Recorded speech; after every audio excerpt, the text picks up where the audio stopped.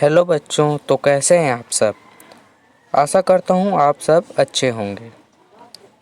आज मैं आपके लिए लेकर आ चुका हूँ विषय संस्कृत कक्षा 10वीं के क्वेश्चंस पेपर।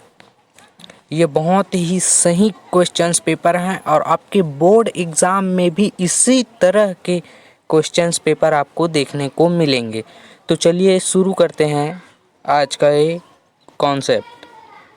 तो पहला प्रश्न है, उचित विकल्प चुनकर लिखिए।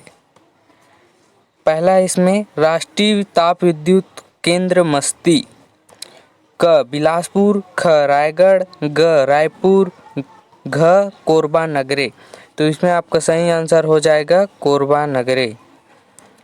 दूसरा है श्रीगालयस्य मित्रम आशित।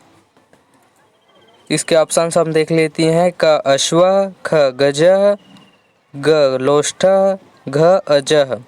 तो इसमें जो श्रीगाल का सियार का जो मित्र था वो आपका हो जाएगा ग लोष्ठ।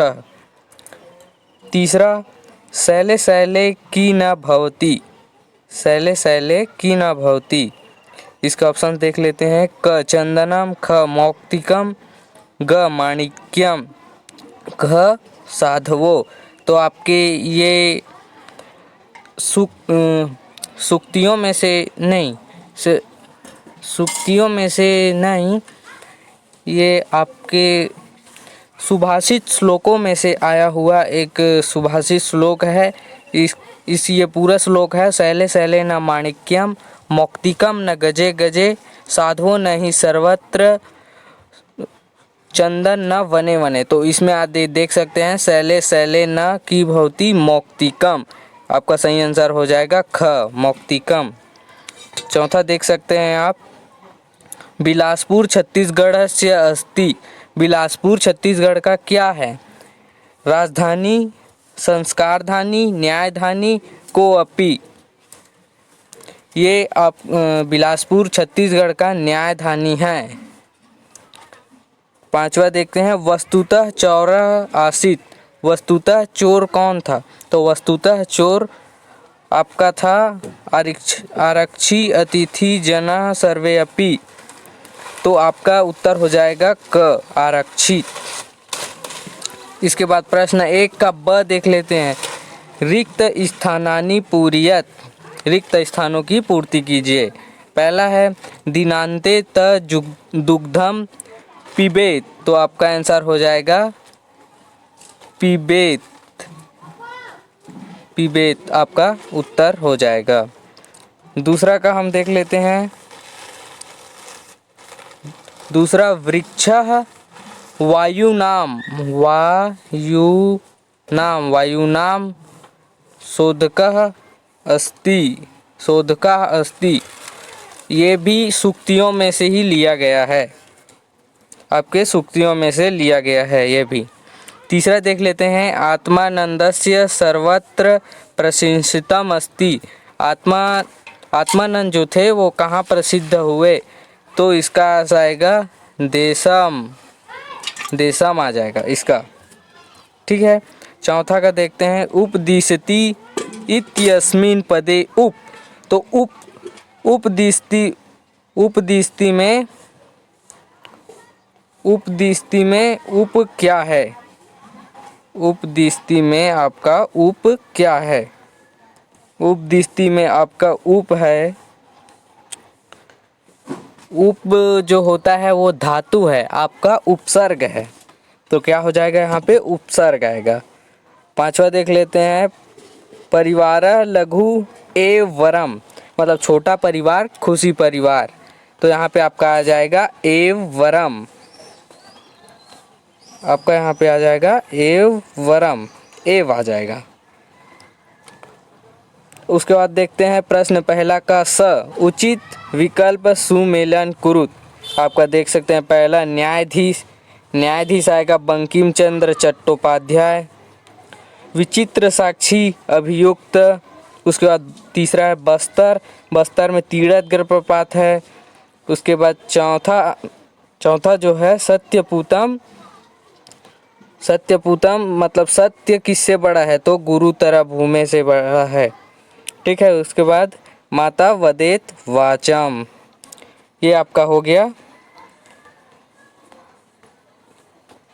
जोड़ी मिलाव का। उसके बाद हम देखते हैं प्रश्न 2, अधोलिखित अंकयों संस्कृत भाषा में लिखिए। ये 2 संख्याएं आपको दी गई हैं, इनको आपको संस्कृत में लिखना है, इनको आपको संस्कृत में लिखना है।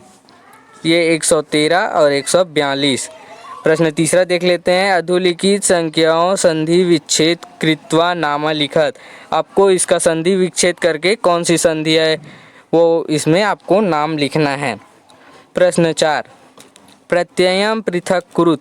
इसमें आपको प्रत्यय को अलग करना है। पठ धन कतब पठन और मांड गलिक, तो मांड प्लस गलिक हो जाएगा आपका। उसके बाद आपको प्रत्यय पृथक करके इस तरह आप लिख सकते हैं। प्रश्न 5वां, वाच्यम अबोधियत नाम लिखत। तो दो प्रकार का वाक्य होता है, कृत वाक्य और कर्ती वाक्य। इसमें पहला है राम पठम पाठम पठती, तो इसका हो जाएगा राम पाठ पढ़ रहा है तो वो कर्तृवाक्य हो जाएगा। और ये दूसरा होगा तेन लेख लिख्यते, जो भी है वो लिख रहे हैं तो वो कार्य कर रहे हैं, तो ये हो जाएगा आपका कर्तृवाक्य। प्रश्न 6, वाक्यम शुद्ध कित्वा लिखत। तो पहला दूसरा तीसरा इसमें 3 दिए हुए हैं शुद्ध करने के लिए वाक्य। आप अपने विषय के अनुसार इसको शुद्ध करके लिख सकते हैं। पहला है भवान किम लिखसी, दूसरा है भवान कुत्र गच्छति, तीसरा है अहम पठावह। प्रश्न 7 है समास विग्रह कृत्वा नाम लिखा। समास को विग्रह कर आपको इसका नाम लिखना है। पहला शिरोवेदना, ज्वर पीड़िता और ये हो गया त्रिपथ। तो इसका हो गया द्वंद्व समास विग्रह कर बोल रहे हैं ना, तो इसका हो गया आपका द्वंद्व समास। त्रिपथ का हो गया द्वंद्व समास, ज्वर पीड़ित का कर्मधारय समास और शिरोवेदना का दिग्गु समास। इस प्रकार हम देख सकते हैं। प्रश्न 6वां, निर्देश अनुसार त्रिवचनेषु धातु रूप लिखा। इसका आपको पठ वट और क्रीड इन तीनों का आपको धातु रूप लिखना है। तो ये प्रश्न आप अच्छे से प्रिपेयर कर लेंगे। 9वां देखते हैं हम, अधोलिखित गद्यांश हिंदी भाषा अनुवाद कुरुत। अधोलिखित गद्यांश हिंदी भाषा अनुवाद कुरुत। ये लिखा हुआ है, एकदा श्रीघालिया लोष्ठम अवदत्त, एकदा श्रीघालिया लोष्ठम अवदत्त मित्र चलतु तड़ागम स्नात्वा आगच्छाव लोष्ठ वदत मित्र अहम जलत विभेमी अहम स्नाम न करिष्यामि। तो एक दिन श्रीगाल लोष्ठ से बोलता है, इसका हिंदी अनुवाद बता रहा हूँ मैं आपको।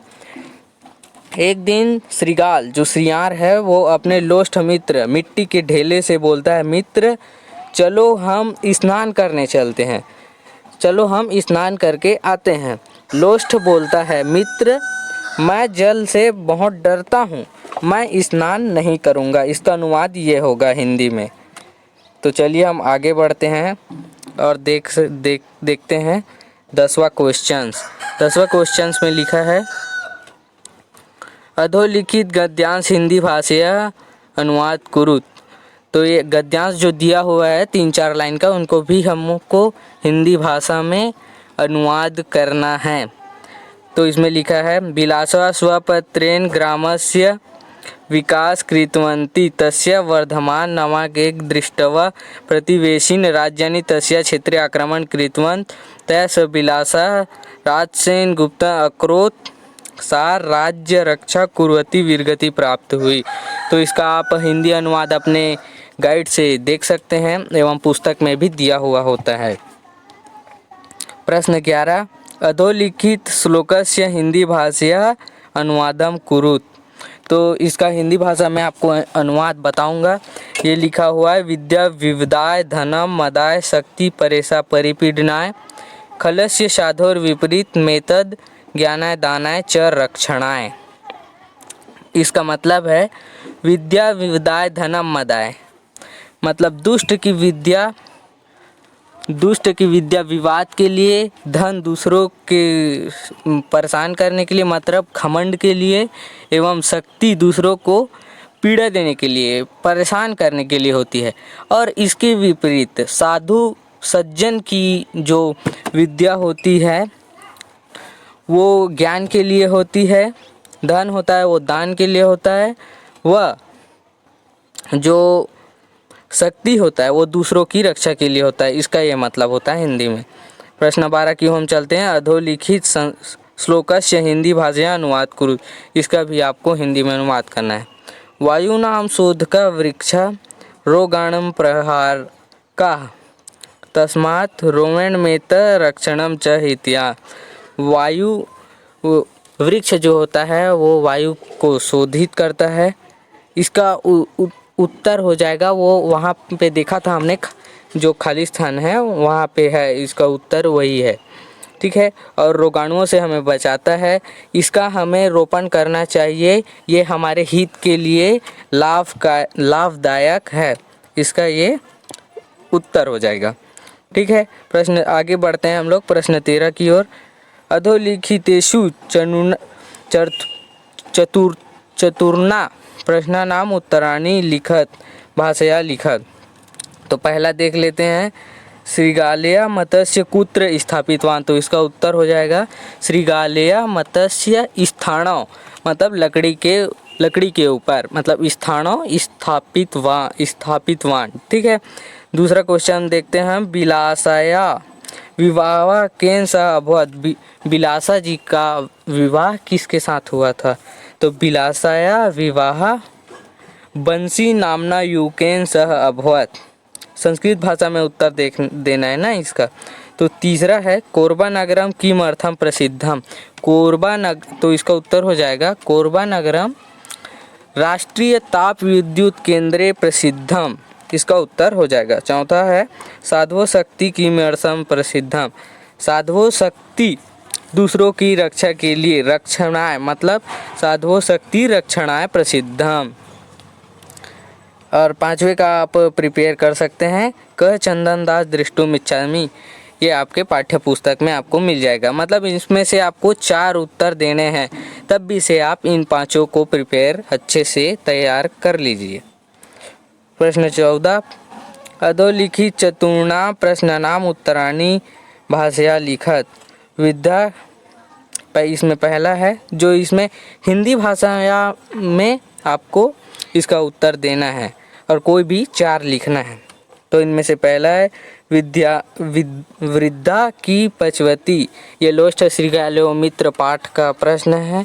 वृद्धा की पचवती मतलब पचितवती।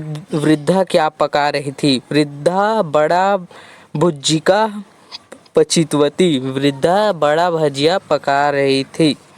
दूसरा है, आत्मानंदस्य पितु नाम अस्ति। आत्मानंद के पिता का क्या नाम था? तो इसका उत्तर हो जाएगा आपका आत्मानंदस्य पितु नाम धनीरामः अस्ति। जो आत्मानंद थे उनका पिता का नाम धनीराम था।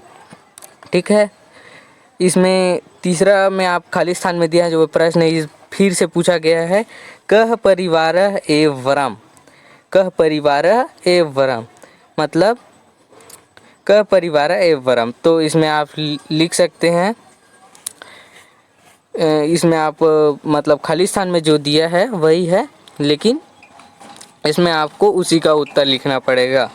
क परिवारः एव वरम, तो आप लिख सकते हैं लघु परिवारः एव वरम। तो आप यहाँ पर लिख सकते हैं लघु परिवारः एव वरम। ठीक है। लघु परिवारः एव वरम आप यहाँ पर लिख सकते हैं। फिर यहाँ पर पूछा गया है खाली स्थान का मतलब जो पहला का है प्रश्न उसी में से पूछा गया है, वस्तुतः चौर का आसीत। वस्तुतः चौर रक्षिणा आसीत। जो रक्षक था गांव का वही चोर था, असली चोर था। ठीक है। पांचवा देख सकते हैं आप, मंगलयान कुतः विमुक्तम। मंगलयान कहाँ से विमुक्त हो जाए? तो इसका उत्तर होगा मंगलयान सतीश धवन अंतरिक्ष केंद्र श्रीहरिकोटा आंध्र प्रदेश से छोड़ा गया। ठीक है। तो इसका उत्तर ये हो जाएगा। ठीक। ठीक है। प्रश्न 15 हम देखते हैं। प्रश्न 15 चतस्त्र सूक्ति लिखत, मतलब 4 सूक्तियाँ आपको प्रिपेयर कर लेने हैं। आपको अच्छे से याद करके जाना है 4 सूक्तियाँ। ये बोर्ड पेपर में भी आपका आएगा और आएगा ही आएगा, ठीक है। तो हम बढ़ते हैं अगले प्रश्न की ओर।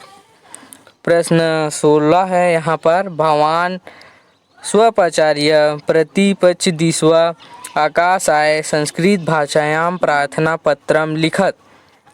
अपने प्राचार्य को 5 दिनों की छुट्टी के लिए संस्कृत भाषा में आवेदन पत्र लिखिए। तो ये आपकी पाठ्य पुस्तक में से आपको मिल जाएगा, ठीक है। अथवा में दिया हुआ है इसी का। स्वप्राचार्य पति शुल्क मुक्तये प्रार्थना पत्रम लिखत, मतलब आपको शुल्क माफ़ी के लिए, शुल्क मुक्त के लिए प्रार्थना पत्र लिखना है, वो भी संस्कृत में, ठीक है। प्रश्न 17 है। अपठित गद्यांश पठित्वा उत्तर। इस अपठित गद्यांश को आपको पढ़कर नीचे के ये इसका उत्तर देना होगा, ठीक है। तो यहाँ पर होगा मातृभूमि बहुविधः द्रव्ये अस्मान् उपकरोति तस्य अस्माकपि कर्तव्यं यत् कायेन मनसा वाचा धनेन च स्वमातृभूमे उन्नति कुर्याम, ठीक है। तो उसके बाद फिर है देशाय अस्माकं देवसानीय हृदय प्रेम भवेत् मातृभूमि प्रति सम्मान भवेत् अतएव कथितं जननी जन्मभूमिश्च स्वर्गादपि गरीयसी। तो इस गद्यांश उचित शीर्षक लिखना है। इसके प्रश्न, इस गद्यांश को आपको पढ़कर इसका उत्तर देना है। गद्यांश उचित शीर्षम लिखत, तो इसका शीर्षक आप लिख सकते हैं कि मातृभूमि, आप इसका शीर्षक लिख सकते हैं और अपने विचार से भी आप इसका शीर्षक बना सकते हैं। दूसरा है गद्यांश सारांश लिखत। गद्यांश के जो है सारांश, मतलब उसका अनुवाद लिखिए, मतलब लिखिए कि क्या कहना चाह रहा है वो इस गद्यांश में। और अथवा में इसी का दिया है मातृभूमि कथम अस्मान् उपकरोति। मातृभूमि हमारे ऊपर कैसे उपकार करती है, तो इसका उत्तर हो जाएगा मातृभूमि बहुविधः दस्वे अस्मान् उपकरोति। ये उसका उत्तर हो जाएगा मातृभूमि। उसके बाद दूसरा है मातृभूमि अस्मान् की कर्तव्यम। मातृभूमि के प्रति हमारा कैसा कर्तव्य है, इसको आपको इसी में से खोज कर लिखना है। तीसरा है भवेत इति धातव का लकारा अस्ति। भवेत मतलब इसमें दिए हुए में कौन कौन से लकार हैं, शब्द को खोजकर लिखना है आपको, ठीक है। और इस तरह के गद्यांश और भी आ सकते हैं, तो अपने पाठ के कुछ गद्यांश को जो इम्पोर्टेंट होते हैं उनकी तैयारी आप ज़रूर करें, ठीक है।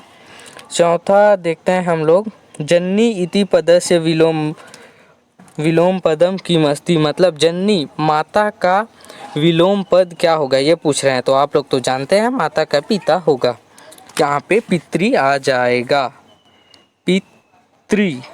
पितृ आपका आ जाएगा, ठीक है। उसके बाद प्रश्न 19 दिया हुआ है संस्कृत भाषायां को अपि एकम निबंध लेखनम कुरुत। तो यहाँ पर आपको संस्कृत भाषा में निबंध लेखन करना है। आप मतलब मैक्सिमम ये 6 नंबर का है अंक, ये 6 नंबर का है। तो आपको 12 वाक्य इसमें लिखने पड़ते हैं। तो पहला है महाकवि कालिदास, दूसरा है मम प्रदेशः, तीसरा है होलिका उत्सव, चौथा है मम दिनचर्या।